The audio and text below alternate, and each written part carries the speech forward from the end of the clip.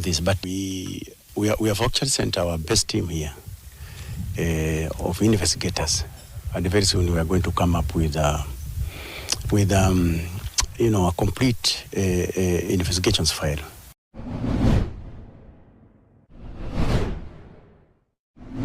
Again, I'm sorry, I don't know. We expected them to have a committee that goes round, know how much was allocated for this project and what is delaying, which is not in any of their documents.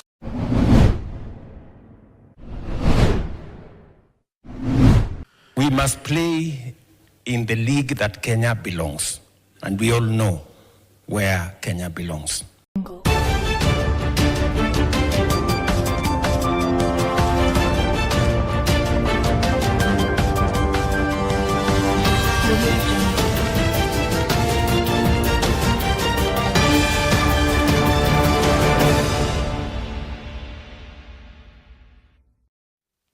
President William Ruto has asked the football community with developing a clear plan for the 2027 Africa Cup of Nations.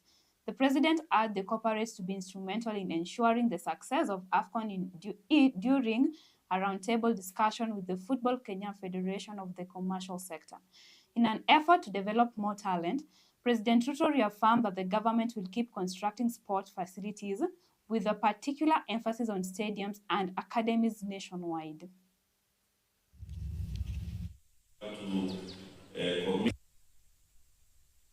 I can also, to a small extent, speak for... For 40 years we were lost, but through your leadership, we have been able now to find a good footing, which has really elevated the profile of football in our country. We must play in the league that Kenya belongs, and we all know where Kenya belongs. And therefore, the thing that is standing before us and where Kenya belongs is two things: leadership and a plan. I don't think resources is a problem. We have enough resources, both in government and in the private sector. If we have a good plan, we can do this together, and we must have that good plan. And now, matters related to health. Patients in Mumias have received a reprieve following an agreement reached between the Ministry of Health and the management of St. Mary Mission Hospital regarding the settlement of outstanding bills owed to facility. A meeting held between the two parties disclosed that the hospital had received a total of 98 million shillings over the past 9 months from SHA, while also advocating for the payment of a pending bill totaling 143 million shillings owed to it by the now defunct National Hospital Insurance Fund, the NHIF. So, St. Mary Hospital, from where we sit, has not been closed by SHA, has not been closed by the regulator, Kenya Medical Practitioners and Dentists Council. Their license is valid, has not been closed by the Digital Health Agency that controls the system. So from where we sit, St. Mary Hospital has all the valid licenses. Inception December, SHA started in October. Since December to August this year, St. Mary's Hospital has received reimbursement from SHA totaling 98 million Kenya shillings. And the man of the clock, the bishop, is behind me. And I'm a very true and believing Muslim. So we don't lie, me and him. These have been dispersed across, spread over the months that we have had. We have, believe, a pending payment of 35 million claims, 5 million that we expected from SHA, and that's what we believe that will help us to be able to clear the arrears of the workers. If you want me to pay you, you must be ready to verification of those pending bills. So I'm calling upon both faith-based government, and most of them are county governments, including my own referral hospitals, like Kenyatta Hospital, our own referral hospitals, Kenyatta Hospital, MTRH, Jaramogi, Oginga, Kenyatta University, Madare, and faith-based and private. We're telling you, let us come to the table, and I'm going to, working with the PS, we will form a team to verify. Minus verification, we are not going to pay money. We must protect public resources. As mentioned, one is the delayed payment to the facilities. And you know, if the facility do not receive money at the right time, that will affect their running in terms of buying the drugs, in terms of paying the staffs. So that has been a challenge. And now, Nakuru Governor Susan Kihika faced significant scrutiny as she was questioned by the Senate Public Accounts Committee regarding accusation of financial mismanagement and delayed county projects. One notable example is a 1 million shilling toilet that has been unfinished for 3 years. The committee has urged the EACC to look into over 22 million shillings that were disbursed to several law firms without any accompanying documentation. Again, I'm sorry. We expected them to have a committee that goes round, know how much was allocated for this project and what is delaying, which is not in any of their documents. How does a 1 million public toilet? Sorry? I don't want to answer in a way that I could mislead the House, because I'm not sure about this specific one, because it could have even been that there was another toilet nearby. And does it mean the ACDs, they're not having a toilet? Where are they going to? Are they using bushes?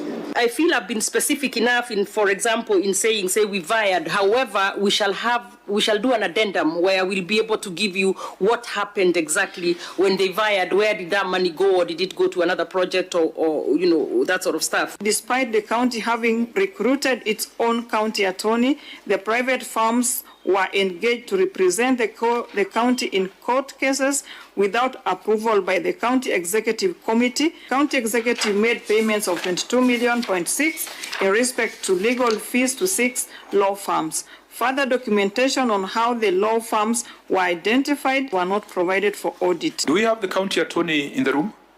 He should have been here, but he had... Has he absconded duty? In response to new murders connected to a fasting sect operating inside Chakama Ranch, Inspector General of Police Douglas Kanja is urging a multi-agency crackdown on cultic extremism in Kilifi County. Kanja visited the Kwabinzaro crime scene, where investigations are looking into a possible connection between those thought to have planned the murders and notorious televangelist Paul Mackenzie. Wanted to come and be taken through what this team has actually been doing, so that we can also be able to understand very well. We want to work as a team. We want to work as a multi-agency.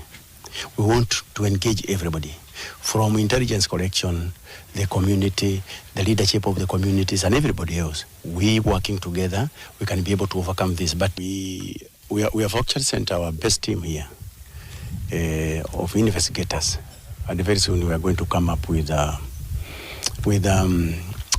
complete investigations file. The other thing that I would wish to inform the public is that we have also arrested 11 suspects, 4 of which are actually the main suspects. And the one, Shireen Ann, is actually the lead people, to be brought in here for radicalization purposes and finally, losing their lives in a manner that we have seen. We will be taking a short break right here on Younib TV News at 1. Stay tuned.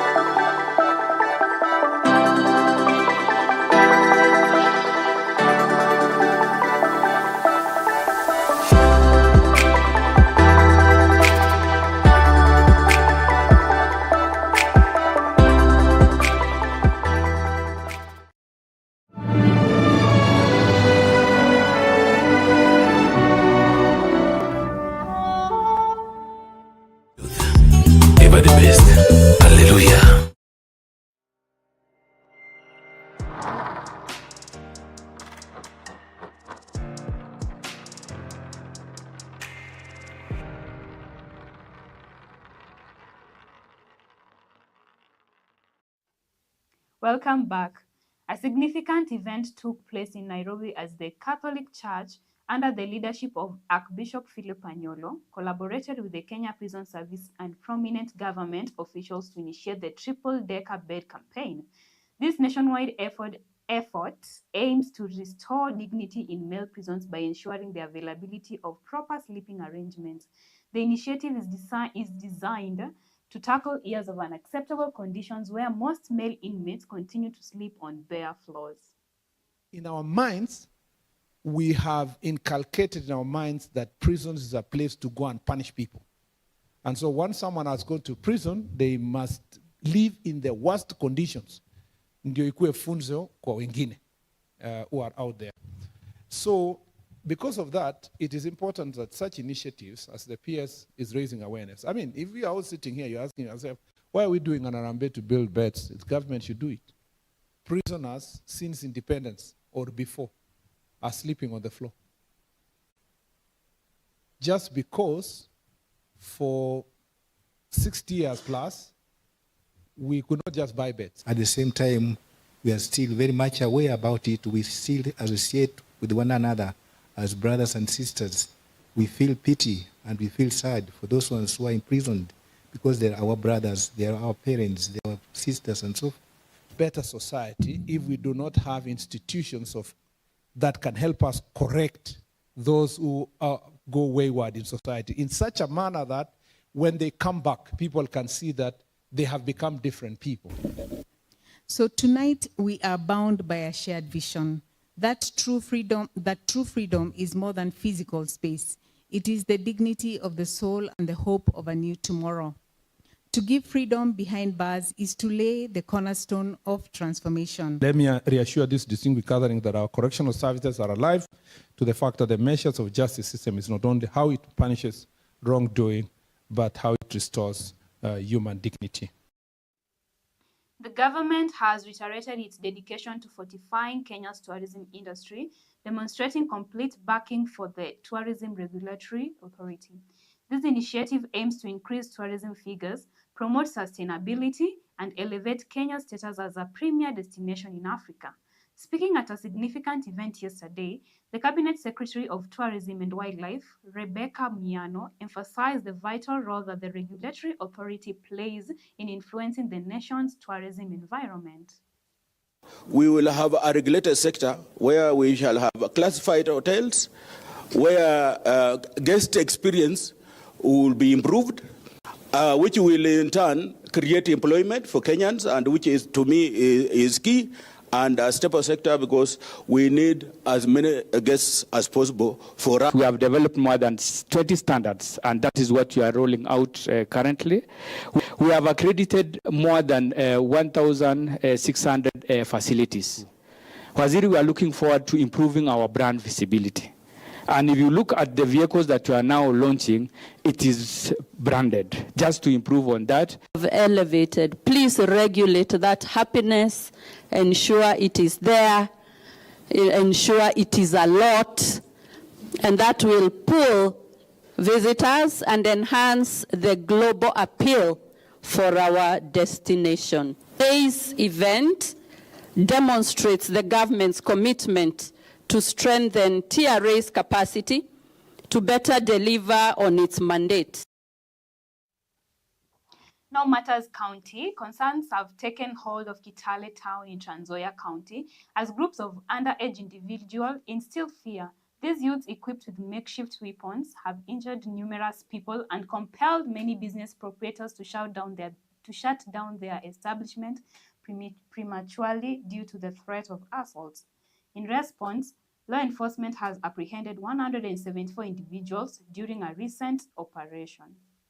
Wanakupiga panga, wanapiga watu. Sasa unahofia kukaa town, ukichelewa town, unahofia sasa unaenda nyumbani mapema. Hii vijana ni group ambayo wanajiita Bogi Mawe na wengine Ansi na Transformer. Ambayo hii vijana wakifanya uhalifu wanatorokea nchi za jirani kama Uganda. Wakati tumekaa tu tukaona vijana wametuvamia ndani ya video na mapanga. Wakazima stima. Sasa hapa ilikuwa kila mtu mbie muokoe. Nilikuwa nimefika hapa nikijua hapa niko nyumbani kujua nini inaendelea. Bahati mbaya hivyo nilivamiwa na vijana hapa hivi wakanipiga mapanga kwenye mgongo huku hivi, wakaniumiza. Tumeweza kunasa vijana 64 ambayo tunaamini kwamba wamehusika na mambo ya uhalifu. Well, we have come to the end of this afternoon's live broadcast. Thank you for staying tuned and choosing Younib TV. Remember, we are still following up on more developing stories as they continue to come in our news desk, with more of the details coming up in our subsequent bulletin. I'm Rachael Akinyi. Have a lovely afternoon.